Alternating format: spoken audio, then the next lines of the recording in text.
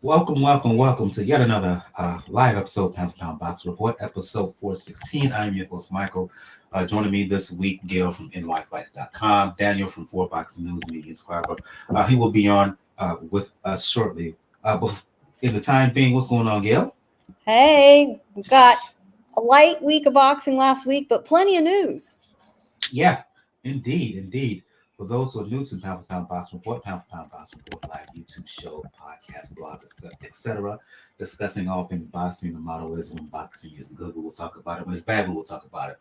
Bottom line is, if it concerns the sweet science in any form or fashion, it will get discussed. And if you want to find out all information about Pound for Pound Box Report, the site is the place to go to, p4pboxingreport.com. If you check out the page, you'll find links to the YouTube channel, links to find the pages on Facebook, IG, Twitter, Tumblr, also links to where to find the show on the podcast platform, uh, be it Spotify, be it Anchor, be it Google Podcast, wherever you listen to your favorite podcast. And I promise I will be uploading some more recent episodes there. I promise. But wherever you listen to your favorite podcast, you should be able to find Pound for Pound Box Report. If you wish to donate we got a Cash Me PayPal donation link. Let donation be the best nation. Wouldn't matter to us. If it's $1, $2, $5. We will be eternally grateful. Last but not least, please check out the link to BODI, formerly known as Beachbody On Demand, now known as Body. If you're looking to get your body right this summer, if you're looking to improve your fitness and stamina goals, please check out Body programs for any and all fitness goals and interests. If you're looking just for weightlifting, check out programs like Lift 4, Lift More, Body Beast. If you're looking for really challenging workouts to really push you and up your fitness game, check out programs like 6 Weeks of the Work, 645, PIO. If you're looking for a morning specific program, check out Morning Meltdown. They even got programs for if you are interested in Tai Chi, if you're interested in yoga, any of that matter. If you're looking for a boxing specific program, check out 10 rounds, 6-week program, 3 days a week of boxing based cardio, 2 days a week of weightlifting. At the very least, please take advantage of the free 14-day trial, which runs throughout the year on Body. And that is with 14 days, you'll get free access to any and all programs, including the sample program of the sample workout, of the new program that's about to drop on Body either later on this year, early next year. Chop wood, carry water. Because I am a member of Body, I've went through it. Excellent program, 4-week program. But anyway, at the very least, check out the free 14-day trial. Let's get things going and recapping what went down this weekend. Gail, light, not a lot of action this weekend. I want to focus on 2 fights in particular. Took place on the same card in Dallas, Texas, aired live on the Zone. The main event was Amanda Serrano, her rematch with Heather Hardy. But first, let's go to the main fight on the undercard. What I consider the co-main event on the undercard. Gail would disagree, and I'll let her have the floor with that. Shadasia Green, who is mandatory contender at super middleweight.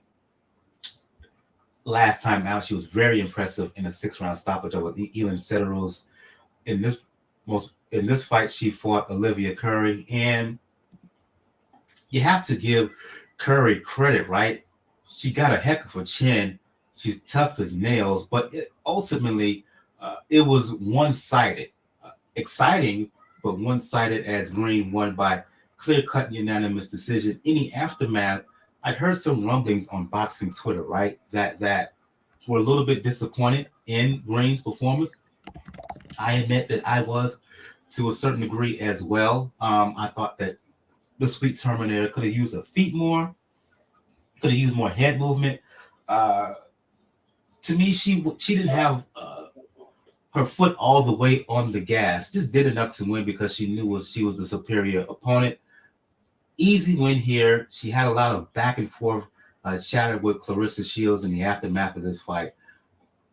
Green is in line, and if everything is fair, should fight undisputed 168-pound champion Savannah Marshall next. Solid win, but if she wants to become the undisputed champion, she has to up her level of performance. She does. It was unfortunate timing. She has had some amazing performances, just eye popping, one hitter quitter type knockouts. She greatly resembles Ann Wolf. And Ann Wolf is now her trainer. So Ann was in the corner. And I was a little surprised Ann wasn't urging her to get a little busier.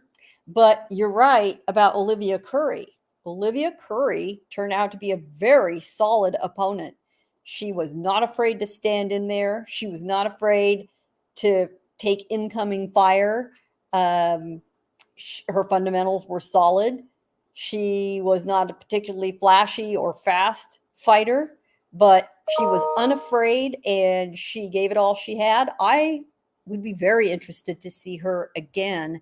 And I don't think it would be such a bad idea to create a fight between Franchon Cruz Dezern and Olivia Curry and, see what both of them have in the tank. Green did what she needed to do. She was in control of the fight, start to finish, never horribly threatened. But she took some heat and some questions at the post-fight news conference. Saying they were critical is a little bit harsh of a description, but she was defensive at times about her performance.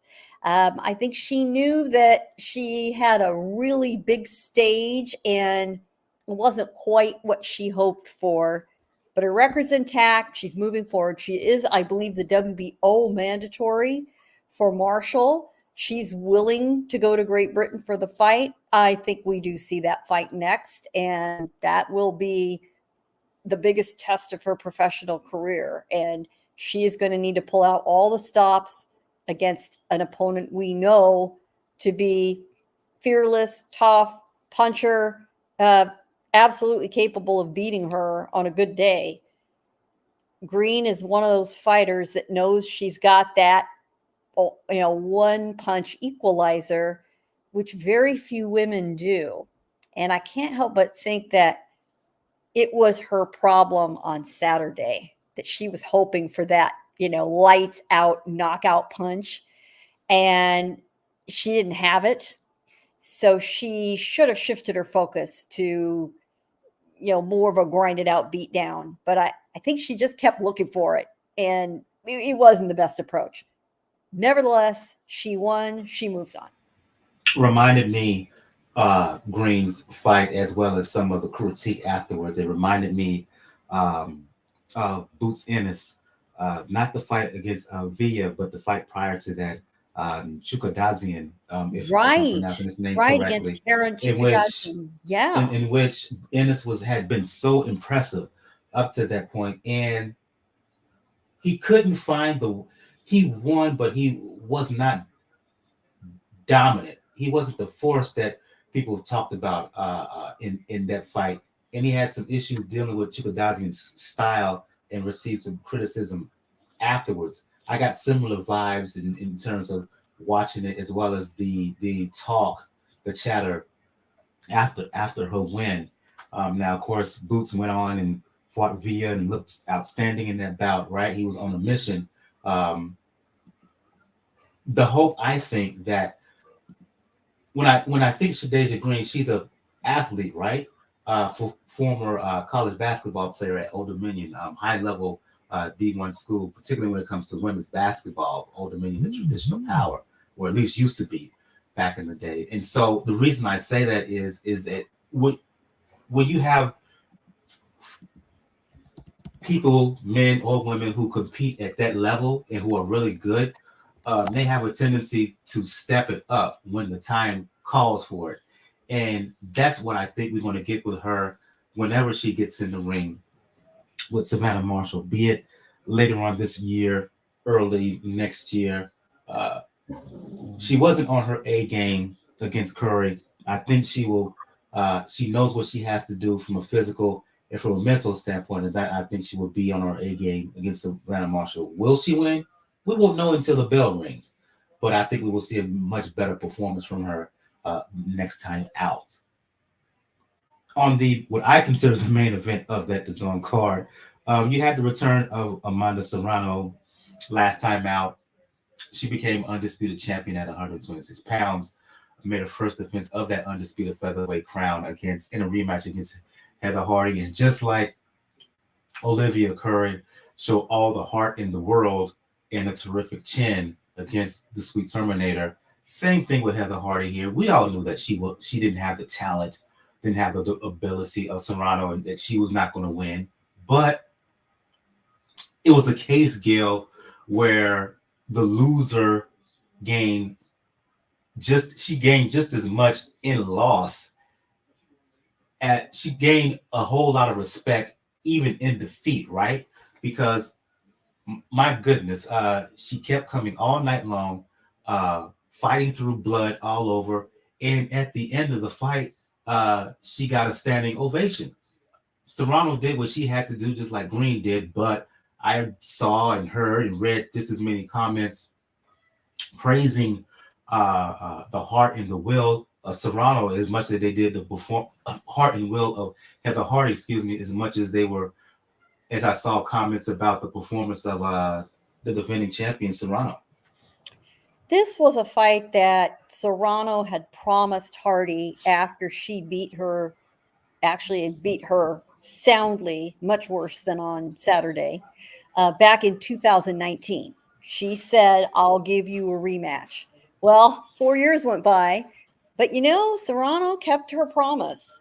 And she was very clear that this was her gift to Hardy, not being arrogant about it, but that Hardy deserved the payday, that she had for years been one of the pioneers of women's boxing, had made it possible for women like Serrano to succeed, to earn significant purses. And she wanted to return the favor on behalf of all the women who are successful today, in large part because of competitors like Hardy. Want to make sure she got a good six-figure payday, which she did. She was unapologetic about, I'm going to beat her. I'm going to beat her ass. But Hardy is a tough customer. She is a Brooklyn girl through and through. They put on not a competitive fight, but still in its own way an entertaining fight. And it really symbolized what Hardy was all about. Win, lose, or die, she doesn't hold back. At the beginning of the ninth round, Hardy suffered a pretty significant cut. One of those cuts that women tend to get that are right on the hairline because they've got to secure their hair so tight, and they tend to braid it down if it's long enough. And, right there on that hairline, big gash, bloody.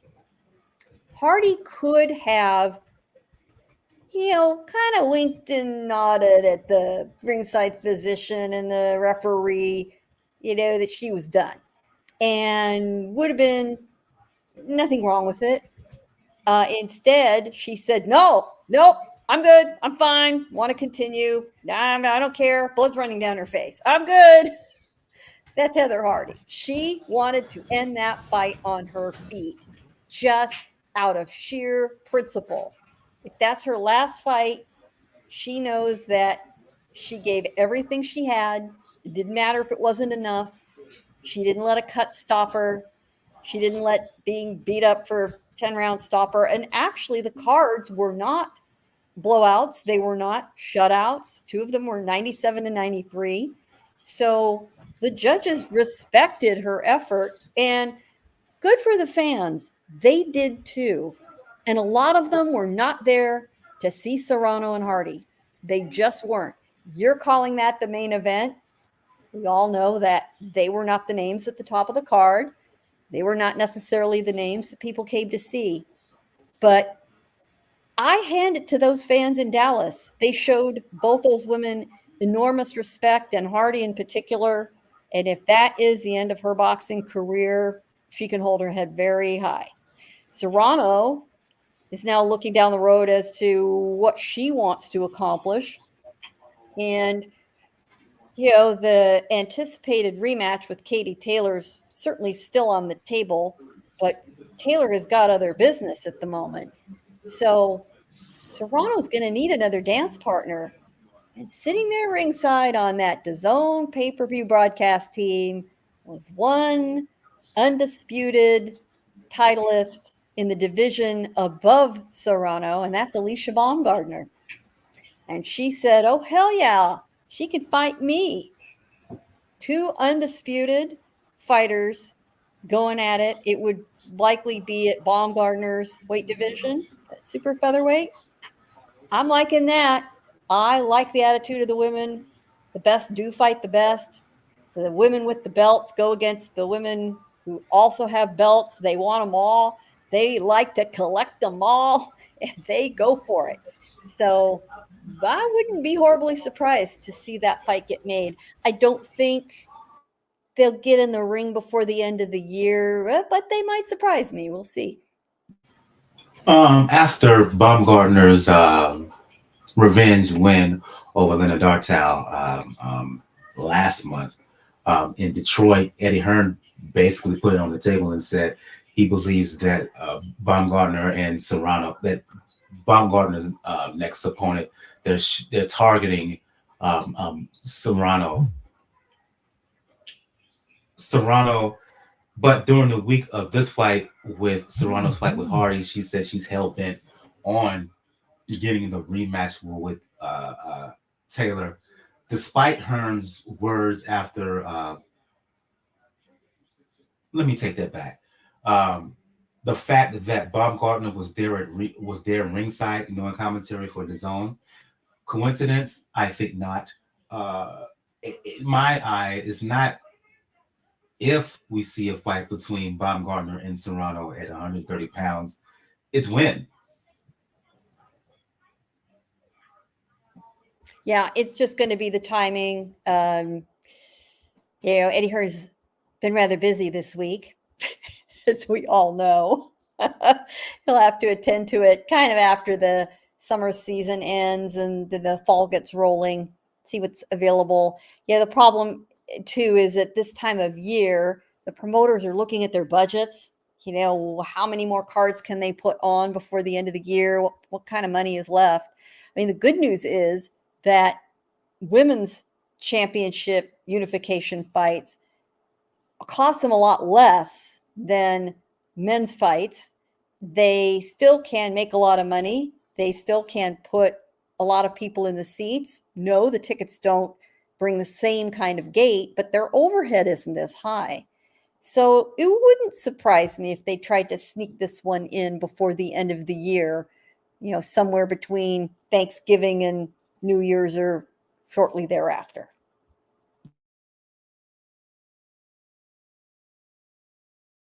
And I see Daniel has joined us. Daniel from 4Boxing News and Inscribe. I'm going to give him the opportunity to talk about, to give him the opportunity to catch up here. Daniel, we was just talking about the card that took place in Dallas. Shadasia Green, her unanimous decision win over Olivia Curry. Amanda Serrano, her clear-cut unanimous decision win, the rematch against Heather Hardy. Your thoughts on those fights, please? The Shadasia Green fight, that was interesting because we all pretty much thought that she was going to blitz through her opponent. And like I said, make a strong case for her mandatory shot against Savannah Marshall to be honored. Now, no, she didn't get the knockout, but when it comes to somebody like that's a contender, you need fights like that. You need a fight where you don't always get that highlight reel knockout to prove that, hey, you can go the distance.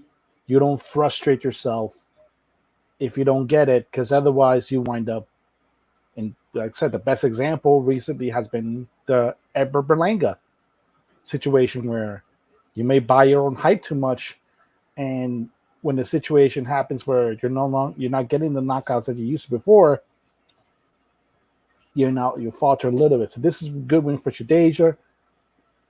I know there was a lot of the trash talk between her and Clarissa Shields afterwards. I did mention before that if Savannah Marshall might not want to face Shadasia Green, but I knew Clarissa would. So either way, she's going to get a decent fight, either mandatory against Marshall or probably a fight against Clarissa. That's good. And then as far as I love Amanda Serrano. She's one of my favorite fighters. There was no need for this fight. No need for this fight at all. Unfortunately, she pretty much treated Heather Hardy like a living punching bag for 10 rounds. And nobody was going to think the results were any different.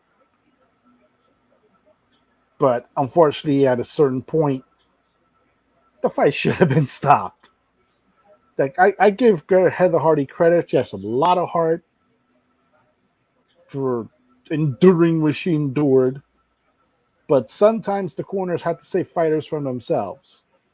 Yeah, she's hanging out, but she's taking a damn bad beating while doing it.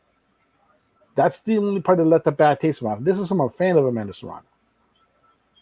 So hopefully Amanda is able to maintain poise, make her case to avenge a win against Katie Taylor after a best of rematch they're going to have with Chantal Cameron. But hopefully this is the case now, because this is at the point in the division where there are not that many challengers like that could probably test Amanda the way you really want her to be tested at this stage. Now, I keep saying here that I felt that these two fights were co-main and main, but in reality, it was not. I said I was going to give Gail the floor to talk about the quote unquote real main event. You know how I feel about Jake Paul. Look, he knows how to hustle. I'll give him that, right? And on one hand, he's good for the sport from a promotional standpoint, but from the ability as a boxer, I still consider him suspect. But he was the main event fighting Nate Diaz. Went the decision. Paul put Diaz down. I can't remember what round it was, but he got the win all in all. Thoughts on it, Gail? So we can applaud or enjoy or laugh at or crap on what Jake Paul is doing. However, we cannot deny that A, he puts 20,000 fans in the seats. B, he stages an undercard with several legitimate quality boxing events. In particular, one that we didn't anticipate was a tremendous performance by lightweight prospect Ashton H2O Silva out of Long Beach. Phenomenal. He is got to get all the other talents at lightweights heads turning around to look at him. And it is undeniable that while Paul isn't the most skilled fighter in the world by any means, he is working seriously at it. He is improving from fight to fight.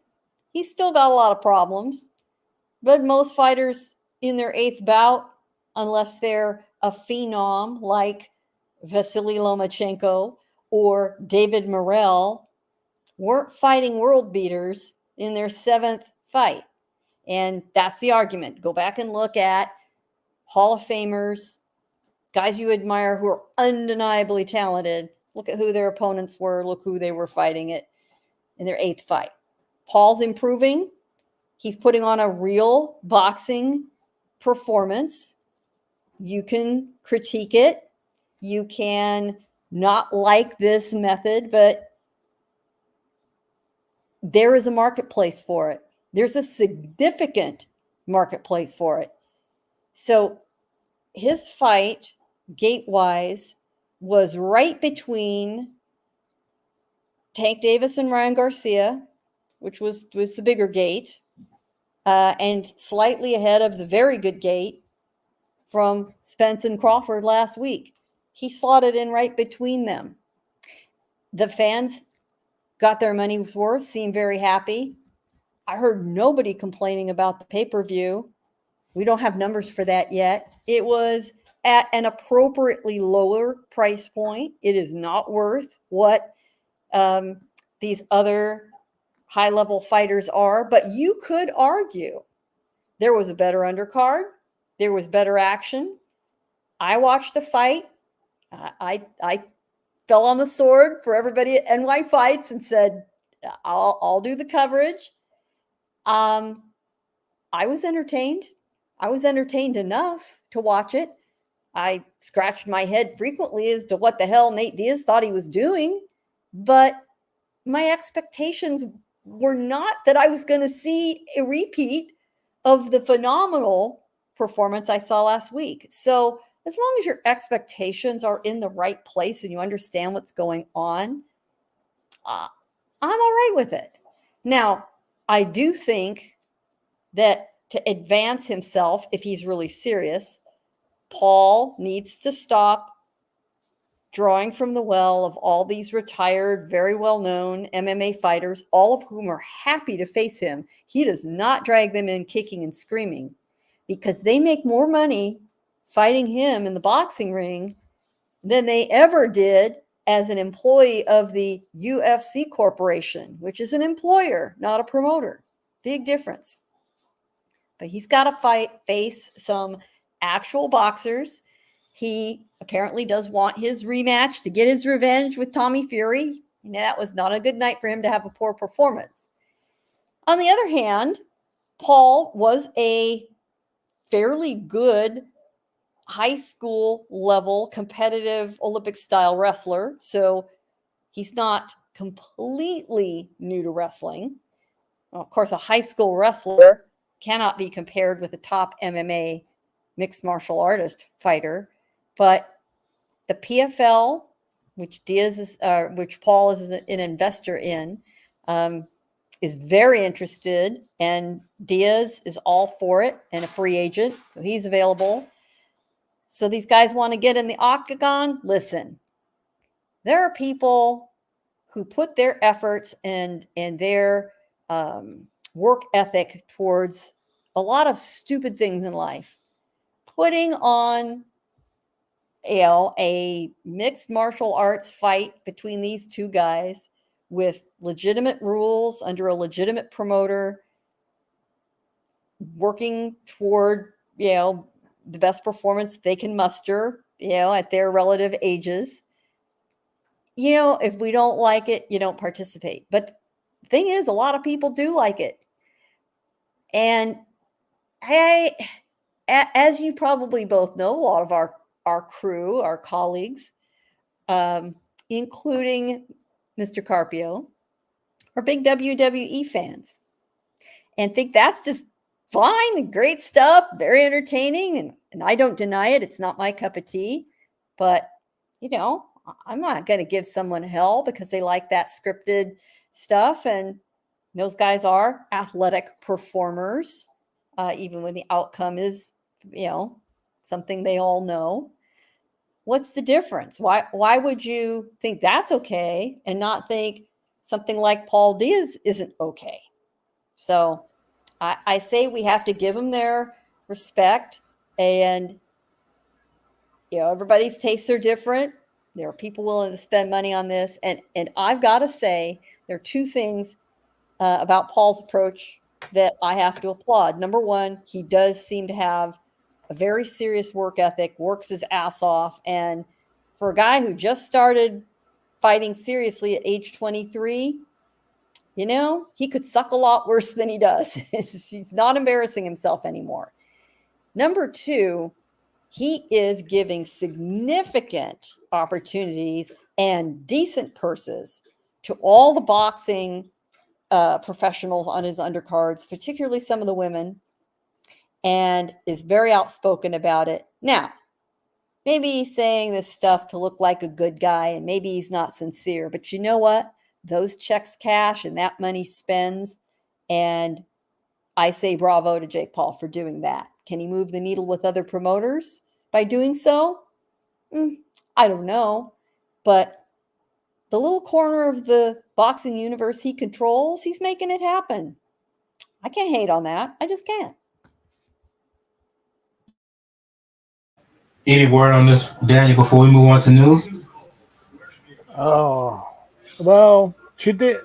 Gail did bring up WWE, and You know I we had to all do it. You know I had to do it. well And mainly because SummerSlam was this weekend. SummerSlam was actually that's actually one of the interesting points. His brother Logan was on the SummerSlam card, and actually wound up having flying directly out on a private jet in order to make it to Dallas. And two, you knew that they weren't going to try to test the audiences because they waited until SummerSlam ended before the main event went on. But there's a couple of differences when it comes into it. Yeah, WWE is scripted.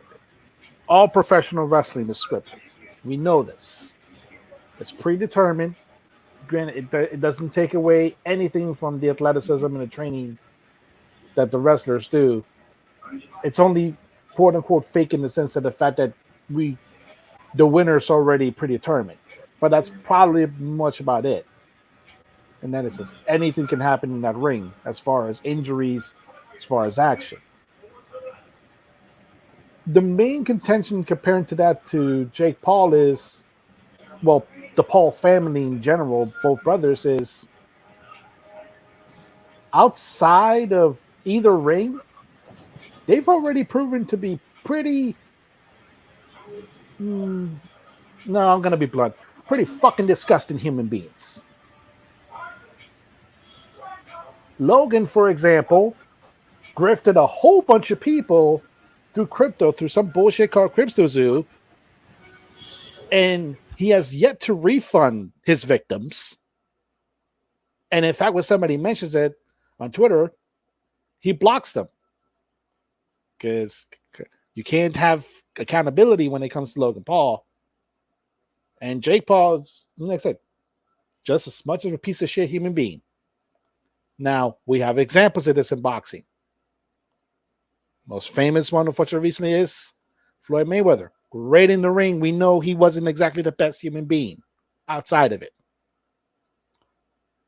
So there's counters into that. That's probably the only major point of contention when it comes to it, because it's one of the things that we Americans tend to do.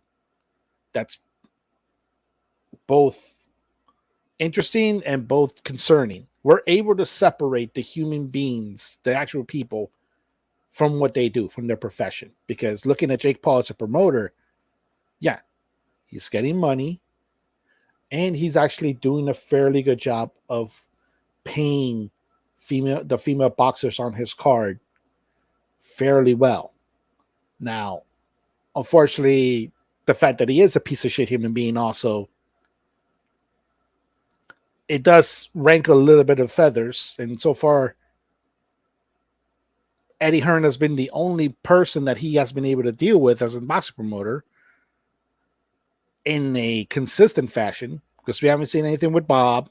We haven't seen anything with Oscar. We haven't seen anything with Al, even though they work in the same, they fight normally in the same network. Although this time around, this was the Zone and ESPN Plus, not Showtime. He does fairly good job when it comes to being a promoter. It's just that, to me, especially, particularly the crap that they've done as a family, that's what leaves a bad taste in people's mouth. And as far as the actual fight is concerned, like, he picked Nate Diaz to look exactly the way he looked. I said it on Twitter. Even a semi-competent boxer can beat Jake Paul. Case in point, Tommy Fury. He is not going to pick somebody, especially now he knew that how he lost against Fury. He's not ever going to pick somebody that has semi-competence in the ring. He's going to dig the wells for the old Washington MMA guys. I will say this right now. If he doesn't get Nate Diaz in PFL, he's gonna go after Masvidal. Watch. He's gonna go after Masvidal. And that's gonna be interesting. Because A, Jake Paul's a piece of shit human being.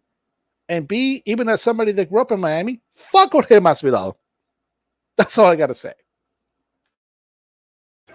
Well, that's all I gotta say in response to Daniel's comments. Tell folks how you really feel, and I'm just Hey, gonna gotta leave be out it. there.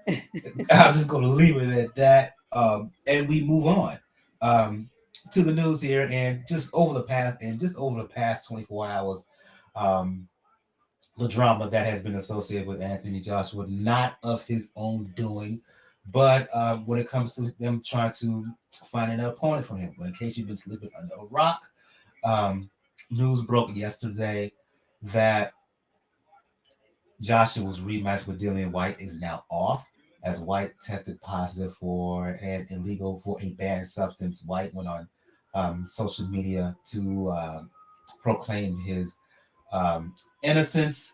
That word has come today that Whyte has failed multiple drug tests. He still maintains innocence. Don't know anything about that. We'll keep you updated about that. I can't remember the banned substance he tested positive for, but in the last 24 hours, going back to you, Gail, the rush, the hurry, the scramble to trying to find an opponent. Early word was it could possibly be Derek Chisora, and my response to when I heard that was like, no, no, and hell no. Um, don't know any update about who they're going to find. Supposedly, Matchroom is going to provide something. We're recording this live on August 7th. They're supposedly going to provide an update in the on October 8th tomorrow.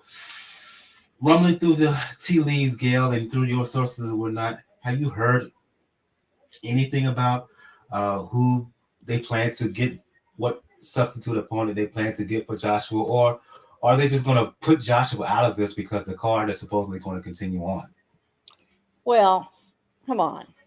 This is 3 strikes and you're out for Dillian Whyte, more depending on how you count up his past infractions. He sat out for 2 years after one of them. Is anybody shocked? Is anybody shocked, to find out that there's drug cheating going on here? Really? And I don't think Eddie Hearn was particularly shocked because the undercard is loaded up with a bunch of heavyweight prospects, one contender in Filip Hrgovic, and journeyman. And frequently that is done absolutely on purpose as a backstop, as a backup, knowing if an opponent falls out of the main event, you've got someone that can perhaps step in. Now, everybody would love to see, let me back that up. I would love to see Joshua take on Filip Hrgovic. That's not going to happen. Hrgovic is on a mandatory challenger trajectory. He's stay on that road. That's what he's aiming at. So that his fight is of interest to the British fans. And he's not going to step out. So who are the other, possible players to be named later on that undercard? Well, it's not exactly a murderer's row, but they are names that everybody is familiar with. You've got, even though he's had the crap kicked out of him his last few fights, you have Gerald Washington on that card. You've also got, trying to go down my list here and see all who's on that card. All these names that are on the card, and let's pull this so that we've got them all. So you've got Fabio Wardley, who is undefeated. or pardon me, I've got the wrong dates here. Okay, so this is very interesting. If you now, first of all, let's go back to Michael's original question. Do I have any inside knowledge? No. And have I read any tea leaves? Well, right now, maybe, because on BoxRec, for those of you listening, you're all hardcore, you know what BoxRec is. There is no fight listed for Anthony Joshua this weekend on BoxRec. Nothing. Now, maybe they just simply pulled the fight with Whyte off, and it's potentially going to be put back into the mix if he finds another opponent. That's certainly possible. But you've got these guys on the undercard who now all know, hey, I maybe have the potential for a lot better payday than I was originally training for. You know, I might actually make a little more money for my effort. And they're in the driver's seat, because if they say yes, they're helping save this card. So they can hold out as long as is reasonably possible, and get the maximum payday they can. It's not going to be Hrgovic. You've got Washington is fighting. Oh, this is why I blacked out on it, because I didn't want to think about it. Derek Chisora. Nobody really wants to see that. There is a domestic British heavyweight fight between Johnny Fisher and Harry Armstrong. That's a bridge too far for any of those guys. There is discussion about potentially putting in Robert Helenius. Robert Helenius had a fight this past week. It was a cakewalk. I wouldn't be mad at that. It was a cakewalk in Finland in what looked like cave. I wouldn't be mad at that at all. Comparison fight, how Joshua would do against Helenius versus how Fury did against him. Yep. I wouldn't be mad at that. No, nobody would be mad at that. Andy Ruiz has been saying trilogy. I'm ready. I'm in the gym. Nobody wants to see that either. Fight Wilder. Nobody's interested in that. You got to open contract to fight Wilder. Fight him. Well, the other guy who's been making a whole ton of noise about this, who's been on Twitter Spaces for the last 2 days, Hasim Rahman Jr. No, thank you. He's already fought some of the other journeymen. Otto Wallin, his name has been floated. Demetrius Salito, where are you? Otto Wallin. Nobody wants to tangle with him because the risk reward ratio there is not so hot. So yeah, to me, I hear you. Let's just call it a day. Get Wilder back in the gym. He's working with a new trainer in a new situation, and just advance the date of his fight with Wilder. Let's just not throw him in with somebody where it could potentially result in an injury or a messy fight or some crazy thing because somebody's not prepared. And let's just get it on with the Bronze Bomber and Anthony Joshua. If they are planning to fight, say, at the very end of the year, well, great. Make it earlier. Schedule it in November. Wilder's been working like a fiend. If you see his social media, he looks good. He's been training. I'd say that he could be ready for a fight, and you want to do a proper promotion, 8 weeks. That puts it, right at the beginning of October, mid-October. They could easily be ready by November. Let's do it. If they want to carry on the card, it means that Filip Hrgovic is going to be the main event. It will no longer be a pay-per-view.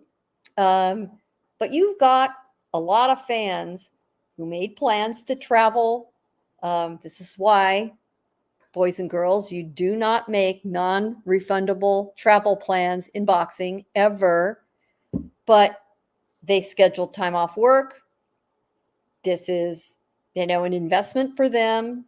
They are, if they're like any average working person, they don't easily throw around this kind of money to go see a card like this. And they need to know what's going on, and they want at least something for their money. So Matchroom needs to settle on what's going to happen as soon as possible. They really do. This is just a mess. And let us all remember very clearly who's to blame. You can make all the excuses in the world. Oh, I didn't know. Oh, somebody gave it. Come on. Dillian Whyte. He's been down this road multiple times and probably not been caught several times. This was a fight with VADA testing, not UCAD. So this is an independently run lab that works for your clients, and their only obligation is they do the testing, they report the results. Then it's up to commissions to make any rulings or decisions they want. It's time to get Dillian Whyte out of the sport. He is done. DONE exclamation point. Yeah, what Gail was referring to, I'll give a big brief backstory. In 2012, I can't remember the month. I want to say October. I could be wrong, so don't pin me on that. Dillian Whyte was suspended for 2 years following up testing positive for a banned substance in 2019. July 2019, he got a provisional suspension by the WBC for testing for suspicious findings in a drug test prior to his what turned out to be win over Oscar Rivas. Subsequently, the British testing system basically overruled that provisional suspension, so he was allowed, to fight on. And now you have this test here, positive test here, just last week. I think he received the news about this, I want to say, on Saturday. So yeah, I certainly understand Gail's disgust, fed up with him, and why she wants to see him no longer fight. He's inching closer to Big Baby Miller category, who a lot of people feel he should not be fighting either because of his multiple drug tests as well. So I understand her feelings, certainly. I'm going to you, Daniel. David Benavidez, Demetrius Andrade, right? Two fighters in 168-pound division who want the big names, right? Benavidez got it in his last fight against Caleb Plant. Since that win over Plant, he's been trying to get a fight with Canelo. We all know the story of Boo Andrade. For damn near a decade now, he's been chasing a fight with Canelo. It's clear that Canelo does not want any part of Benavidez, my opinion. And we all know how Alvarez has been very dismissive about a fight with Andrade. I pinned an article for Three Kings Boxing. Please check out threekingsboxing.com. Here's the latest for pure unadulterated boxing information. Shout out to the entire 3KB crew, Three Kings Boxing crew. 2K, the man who behind Three Kings Boxing. Bo, who's been on this podcast numerous times, senior writer, head of media relations. Bakari, senior writer. Myself, I'm a senior writer. Red, who does a lot of work on the site and behind the scenes, as well as all the contributors to Three Kings Boxing. I pinned an article in which there have been rumblings throughout the boxing streets, Daniel, that the negotiations have been happening between Benavidez and Andrade. Fight Freaks Unite, the blog ran by Dan Rayfield. He posted similar thing last night. Your reaction to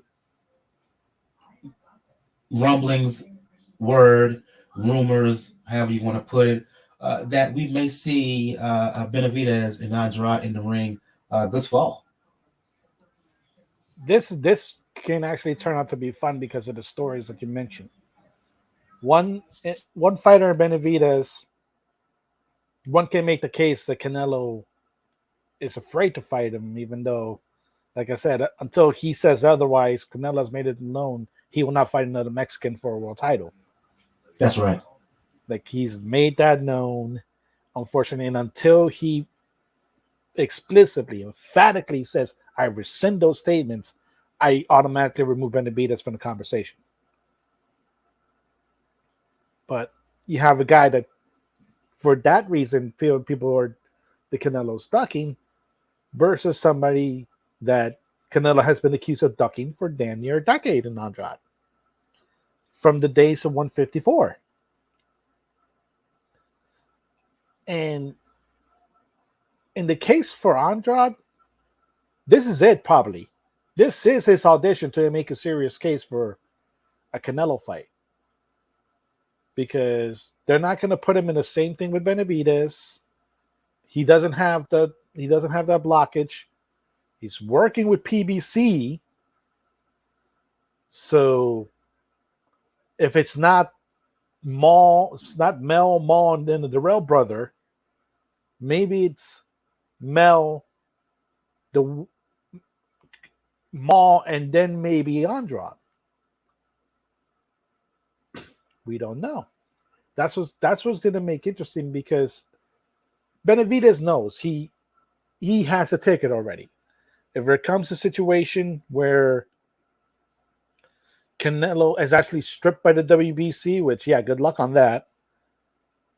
If he's stripped by the WBC, he's going to be the full 168-pound champion. He's full super middleweight champion.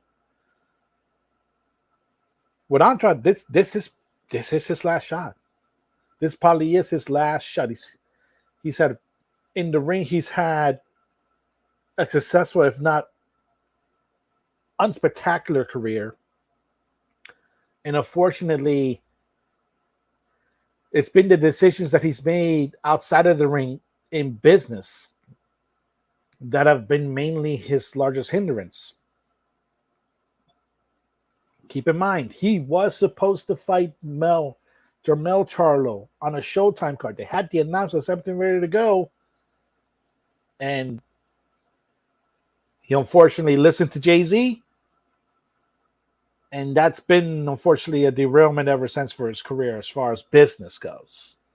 So this is going to be his last shot to stamp himself, to make the case that, hey,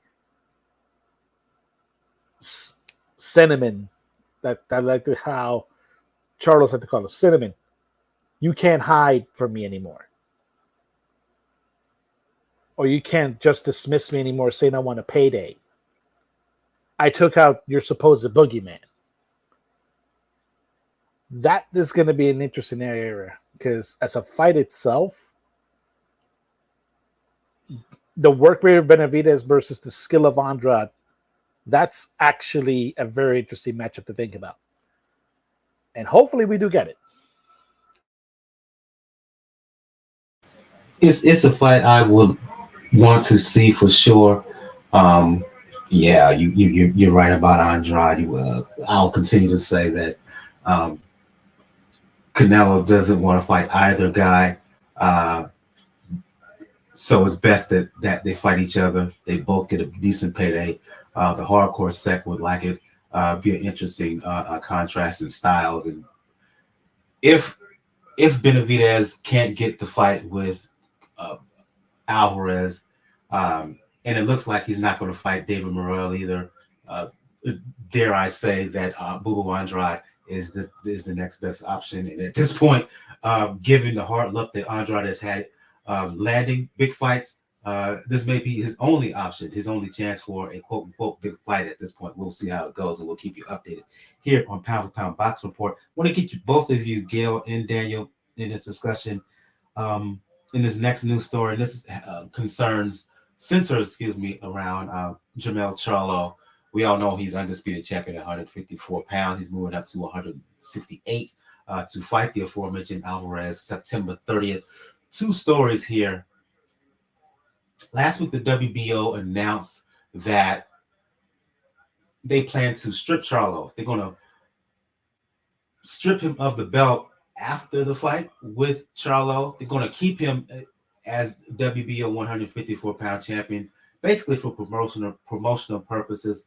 so that fight can be pushed as undisputed champion versus undisputed champ. But once that fight is over, they intend to strip him, elevate Tim Tszyu from interim champion to full-time champion.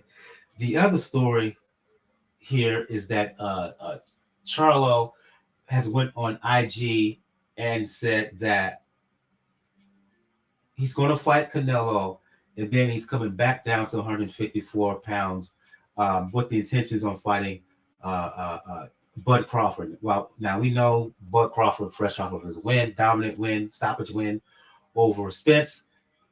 He's been asked who he would like to fight next. He mentioned Charlo. Charlo and Spence have been talking a whole lot of smack about each other over the years. So two stories in one here, and I'll get the conversation started with you, Gail. Thoughts on the WBO deciding to strip Charlo, naming Tim Tszyu full-time champion, as well as the Iron Man's intentions on moving down to 154 pounds, regardless of how the fight goes with Andrade. How the fight goes with Canelo Alvarez next month. Well, first of all, we give a lot of grief to the sanctioning organizations. So when they do something right, we need to give them the due credit. Good for the WBO. Better late than never. I get it that in large part, some of the delays getting Charlo back in the ring have not been under his control. There have been injuries, promotional issues with opponents. Listen, it doesn't really matter why he wasn't fighting, but you just can't have those belts, hanging up on the wall, unavailable for competition. So it is about time. As for Charlo saying that he's going to come back down to 154, no matter what happens, well, first of all, wait a minute. Let's just say, in the unlikely event it happens, there's a chance, it's not completely 100% impossible, that he wins. And he wins all 4 belts at 168. Seriously? He's just going to toss those aside, come back to 154? I don't think so. And I think once he's had that fight and, takes, I think, an L in what will be a very difficult fight, could be a fight where, both guys get beat up, one guy gets beat up. He's been out of the ring a long time. And however it goes, I think he's going to be hard pressed to get back in the ring for any sort of fight right after that. I mean, we all know why he's taking this fight. Nobody can deny the lure of a payday. I mean, it's a big payday. It's, the Charlos have made a lot of money, but who could say no to that kind of check? Would you? No. Nobody in their right mind would say no to it. You got to roll the dice. If you believe in yourself, you take a chance on yourself, you do it. It's a huge platform. You're going to be in front of people who don't know you, despite how well known the Charlos are. But seriously, nobody believes he's going back down to 154. The belts need to be in play. The other sanctioning organizations also need to strip him. I'm sure Mauricio Suleiman will hang on with a death grip by his fingernails and be the last man standing. But yeah, that's all going to be gone. Now, let's say that the rest of the organizations strip these guys and Charlo fights Canelo and he loses. What's next? It's not a bad fight at all. Belts or no belts to see Charlo and Spence. I'd be interested in that. I think most people would. I think their fans would. I think there's money in that. Makeable. But we're a long way from that. Really a long way from that. It's all chattered speculation. And hey, it was a really slow week. There wasn't a lot going on.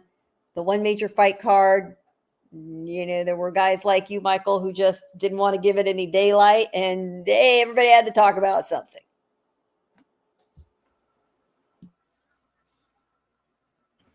Here's my thing, Daniel, and Gail touched on it upon it.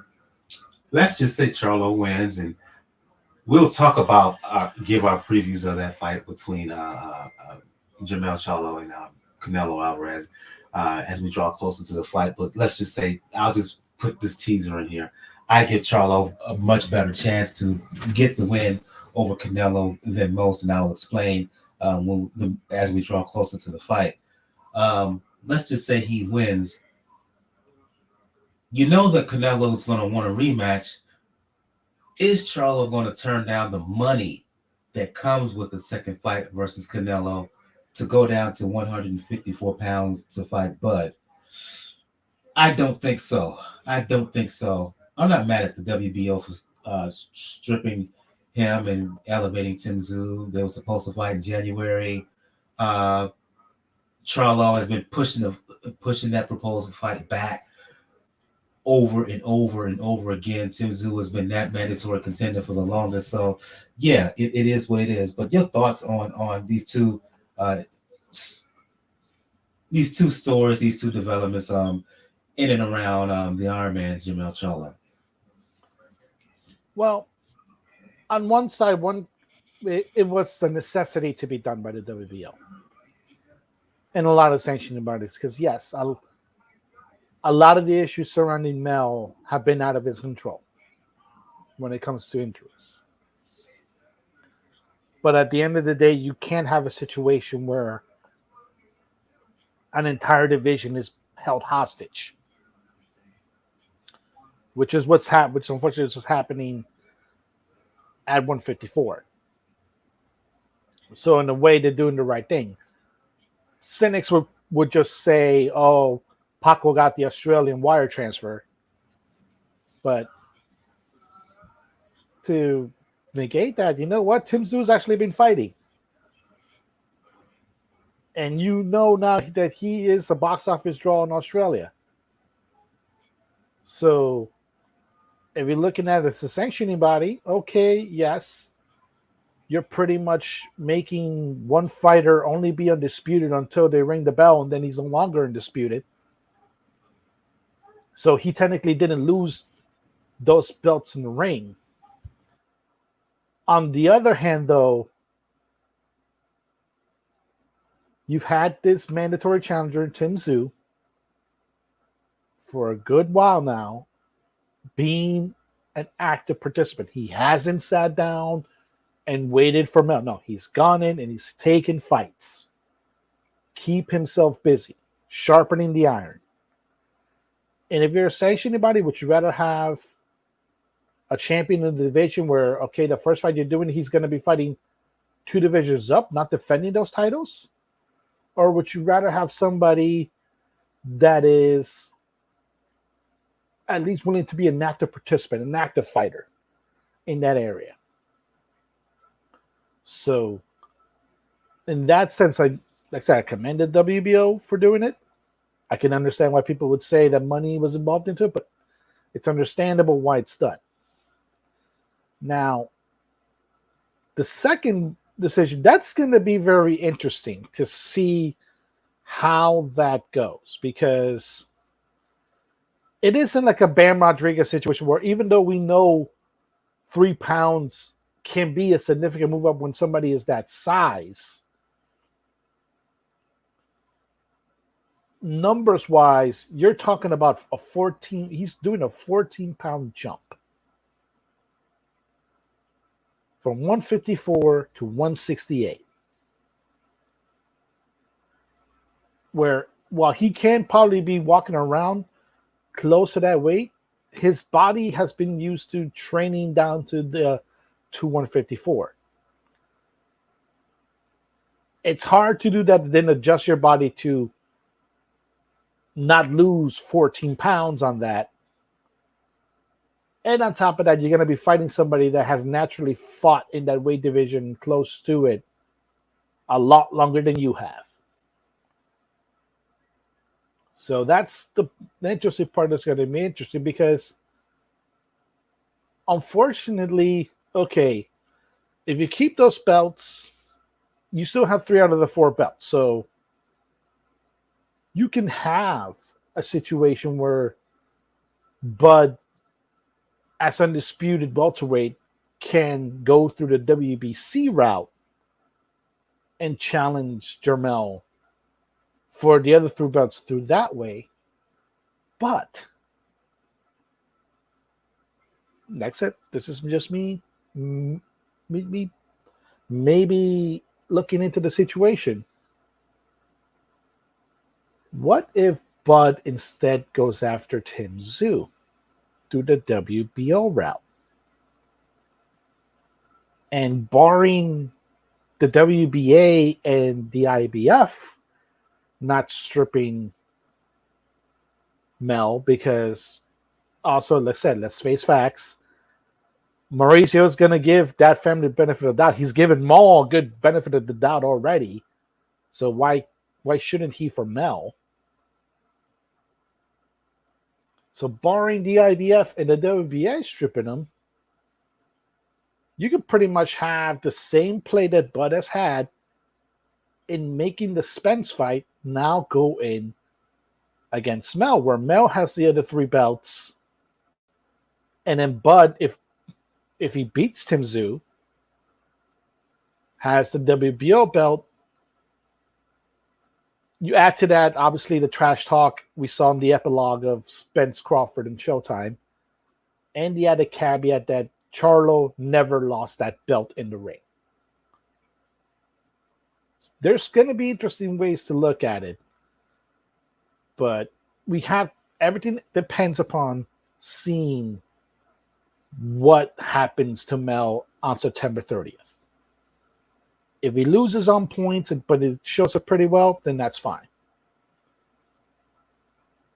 But if it's a situation where Canelo beats him down, that may not work out so well. But we have to see. We have to wait till September 30th to see how the tea leaves fall.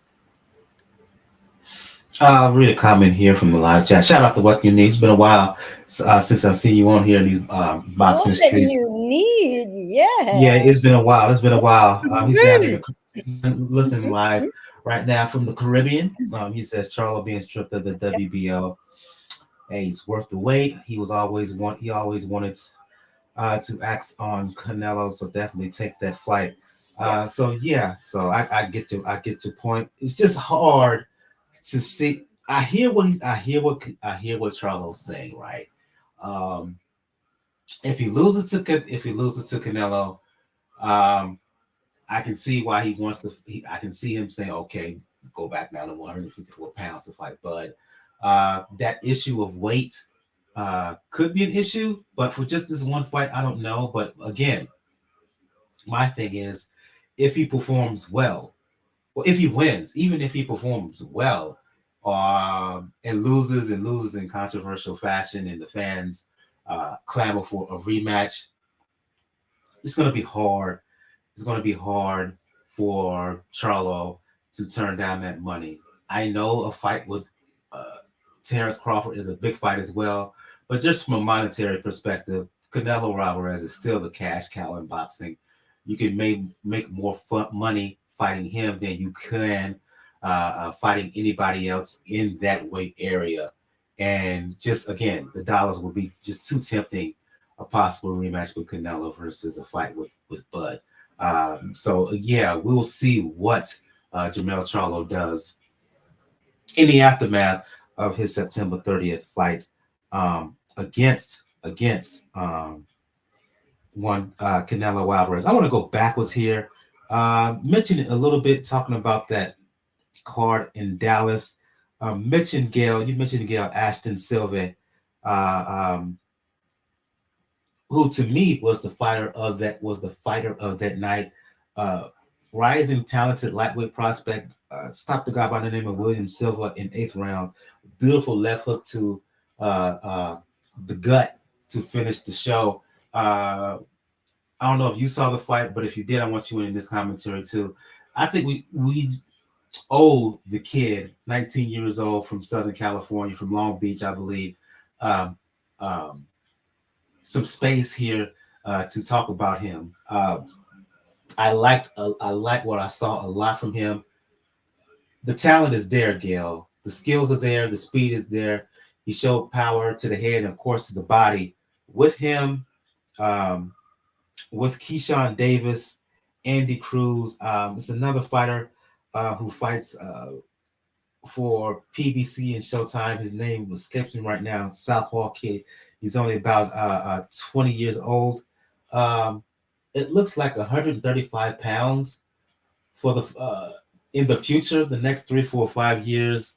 If these young guys continue to develop and progress, a lightweight is going to be a hell of a division in the future.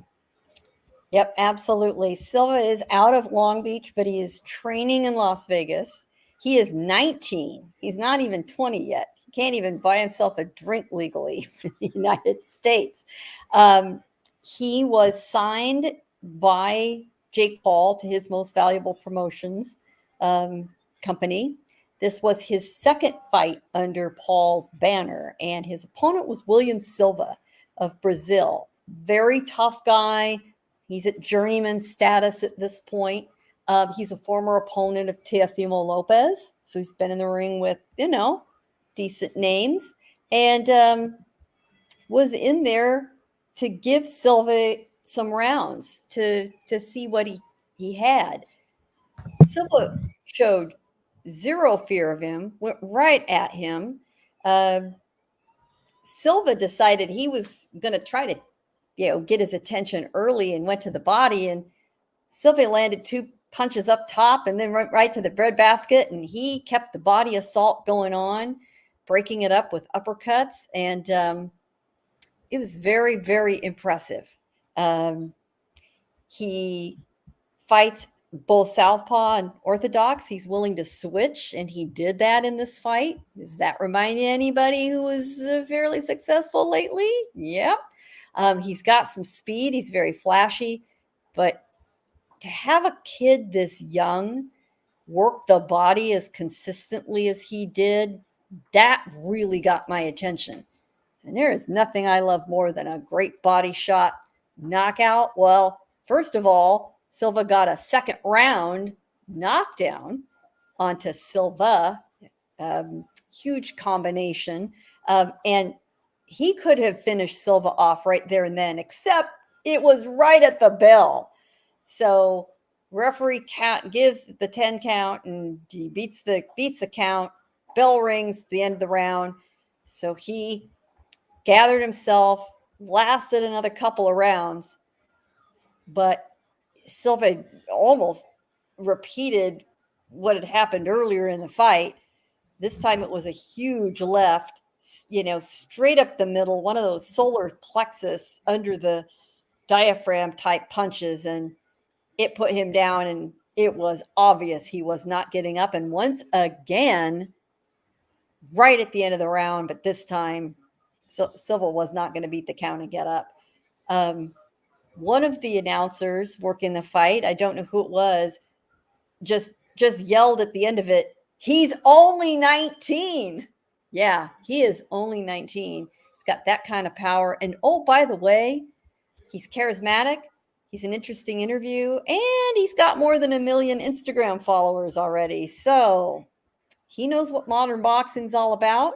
I would be surprised if some of those intangibles got Jake Paul's attention, and he understands the importance of them in today's world. So he's got all the tools it takes to be very, very successful.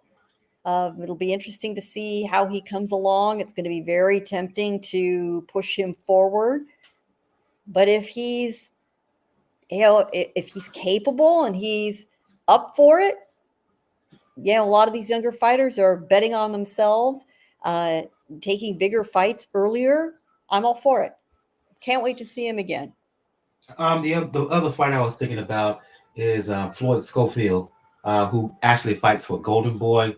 Technically 130-pounder, but he's only like 20 years old. And if you've seen him in the ring, he has the frame to easily move up to lightweight. Pop off a couple more comments from what you need before I go to you, Daniel. In our discussion about Crawford, he said Crawford could fight Spence at 154 for the WBO interim title, which would put him in line against Zoo. Charlo coming down to 154 after Canelo might be bad for him, though. In our discussion about Silva, he said Ashton is sharp and mean. And he says, oh, yeah, the lightweight division is going to be fire. And then again, he also said, by the way, you're always professional, pleasant to all. Appreciate that, what you need. Appreciate that. Need to get you back on the show. If you haven't done so, you and others, for those who are checking us out on YouTube, make sure you hit that like and subscribe button. To do so will help with the algorithms behind the scenes. It'll get us closer to being monetized. I go to you, Daniel. If you were able to see the 19-year-old kid from Cali, Silva, your thoughts on him, please. I didn't see the fight. I saw the highlights, and yeah, to already have that power at 19. Yeah, this kid's gonna go places as long as he keeps himself in the right direction, and as long as he doesn't befall any of the, unfortunately, devices that 19 and 20-year-olds can fall into. He does have a bright future, and yeah, 135 is looking to get very, very heated up. Obviously, you have Shakur Stevenson, you have Tank division. Loma's still there, and you have other people coming up to one when it comes to 130 in that area. Frank Morton, he's going to be a problem at 135. So this is going to be fun to see how it shapes up, because it's not a division where you're waiting for all heads to come off. It's not in the shape of example of what 160 with middleweight looks at. It's a division full of young bloods, and it's in one of the glamour divisions in many ways of modern boxing. Hopefully the fruits bear. Indeed, and it's a kid. Yeah, I've never seen him before, but I'm going to definitely pay attention to him moving forward. Exciting, talented prospect. Here, I'm going to talking about him here on Pound for Pound Boxing Report for the first time. Remember the name, folks. Ashton Silva. Let's move on to preview some fights here. Because of the situation with Joshua, that's a question mark, and that's why I didn't put anything there in the description, because we just don't know who he's going to fight, if he's going to fight. So we move on to other matches, and I go to you, Daniel. Headlining card on Showtime in Oxon Hill, Maryland. Manny Rodriguez fighting Melvin Lopez for the vacant IBF belt. Of course, that belt was vacated by Naoya Inoue at the end of last year, early 2023. He has subsequently moved up to fight and beat, become unified champion at 122 pounds, beating Stephen Folson, of course, last month, a few weeks back. Fighting Melvin Lopez, decent guy, based on what a film I've seen of Lopez. The issue is for me, Daniel, a lot of people, the last time they remember Manny Rodriguez, he got blitzed by the aforementioned Monster Inoue back in May 2019. But he did look good in a stoppage win over one of the Gary Russell brothers. I believe that was his last bout. Seemed like he had gained something back from that loss to Inoue.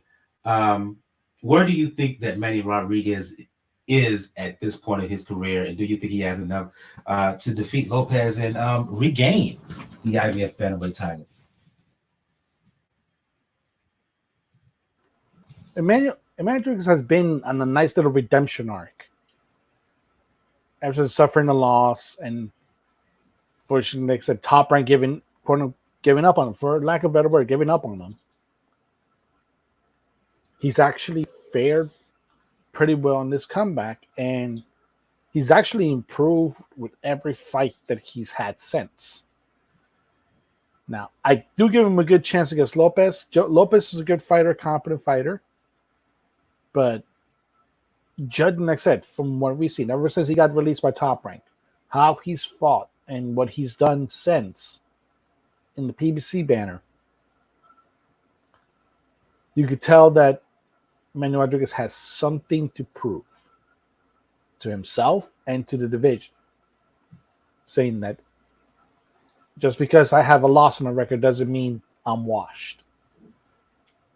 And I think he's going to succeed fairly well in that area, because luckily, now that anyway is now firmly at 122,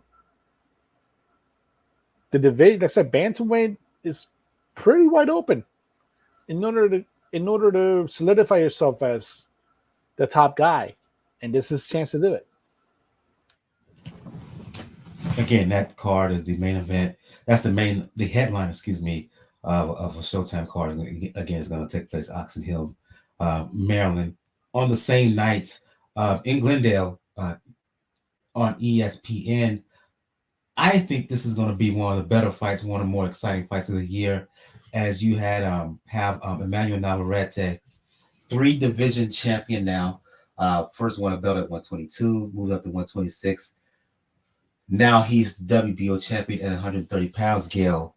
Fighting former 2-division champion Oscar Valdez. Now, Navarrete, he won the title in his last bout over Liam Wilson, but a lot of questions raised about Navarrete in that win.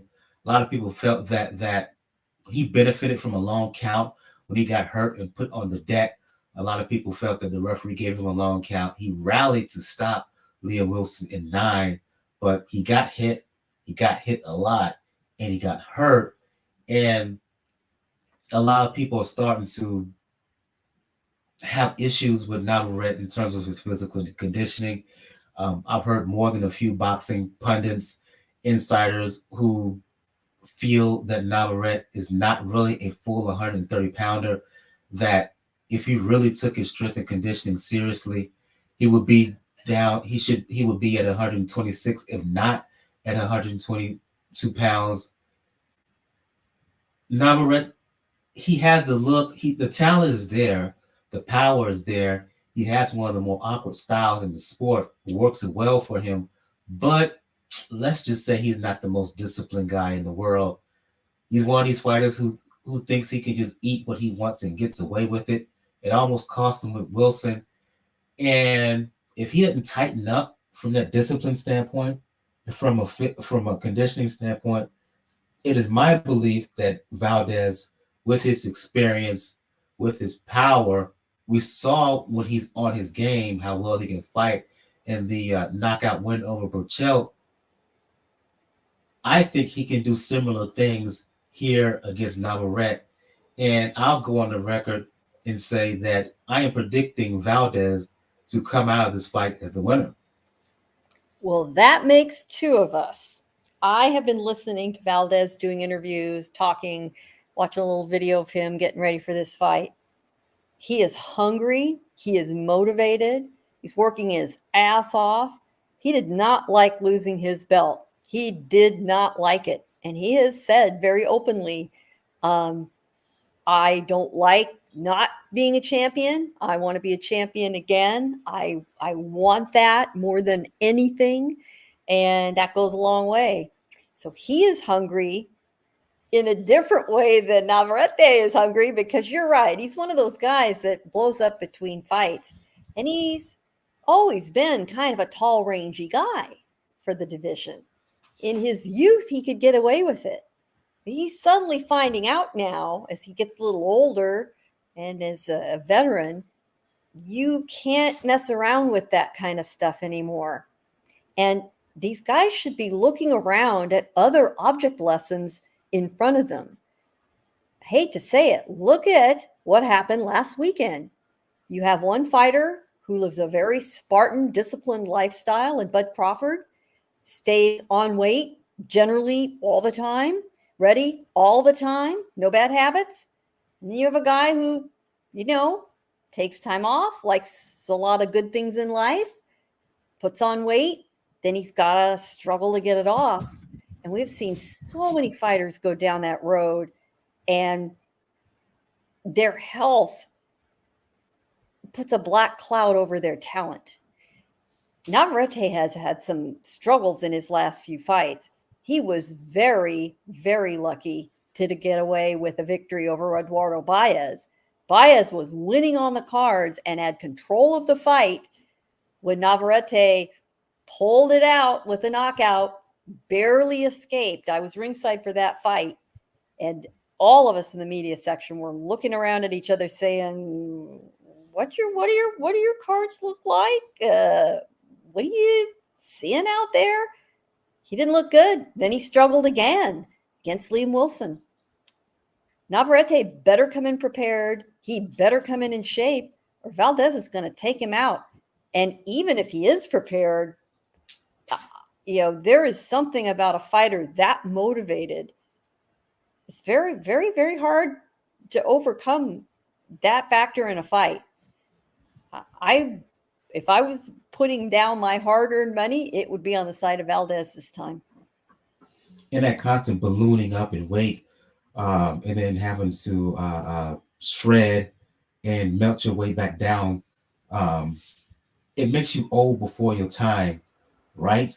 And we saw it with, I know he's a heavyweight, but Riddick Bowe, who used to balloon up in between fights, and he got old early. Well, and working as a physical, as a trainer, that the more you do that, you really mess up your metabolism, and you get to the point where you can't get the results you used to because your metabolism is starting to say, wait a minute, no, we want to hang on to that weight. You're not gonna get rid of that, so it gets harder and harder and harder. Indeed. I'm picking Oscar Valdez in this fight, Daniel. So is Gail. Who do you have winning? Who do you have winning? Your keys to this upcoming fight. Well, I'll say it in Spanish. Entonces somos tres. That makes 3. Mm-hmm.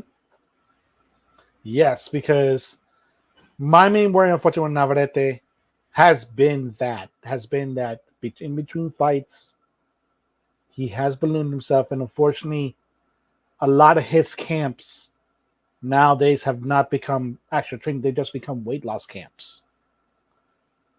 And when it comes to fighters that size, not only, like Gail mentioned, your metabolism can get thrown out of whack, but your fighting style can get thrown out of whack too.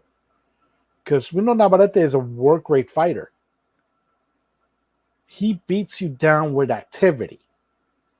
And he hasn't been that active comparatively to his days at 122, 126 in his last couple of fights.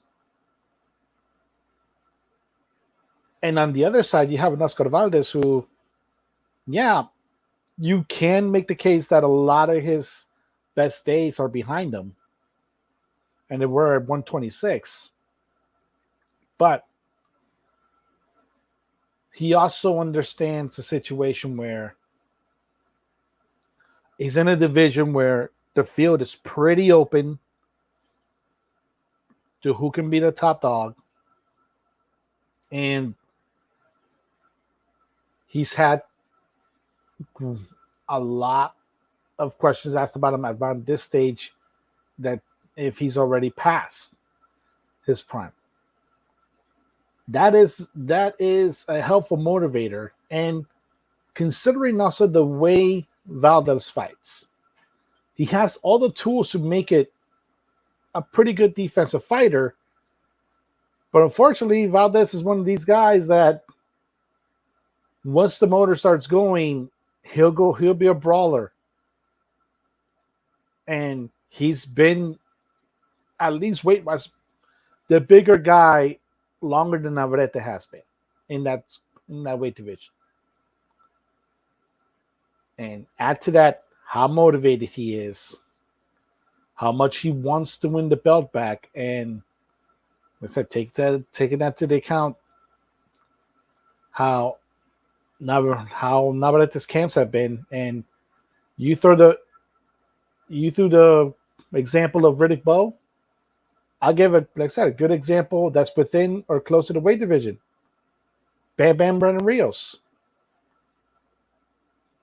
At a certain point, all his camps, when he was fighting at 135, were pretty much weight loss camps, and we've seen it. It's one of the memes of boxing: Skeletor, Brandon Rios, and weigh-ins.